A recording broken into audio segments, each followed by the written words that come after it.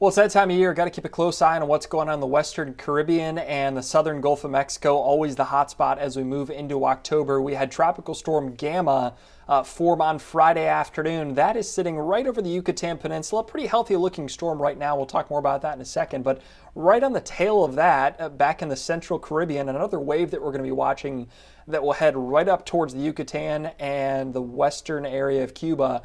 That potentially will become Tropical Storm Delta in a few days. So we may very well end up with two named storms by the middle of next week in the southern Gulf of Mexico. Tropical Storm Gamma, 60-mile-an-hour winds right now. As I said, pretty healthy looking storm that will kind of loop its way to the west and eventually southwest down into the Bay of Campeche. So for the U.S., really no issues from Tropical Storm Gamma. Great news there. It's definitely going to pull a lot of moisture northward, so rain chances will be higher during the upcoming week along a lot of the Gulf Coast.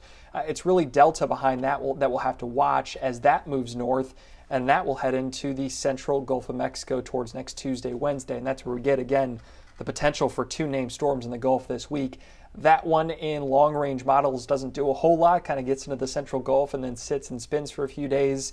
Could drag a lot of deep tropical moisture over the state of Florida, so we'll have to fine-tune some details on the forecast along the Gulf Coast as we go throughout the upcoming week, but definitely something to pay attention to. Keep it tuned right here to MyFoxHurricane.com over the next few days.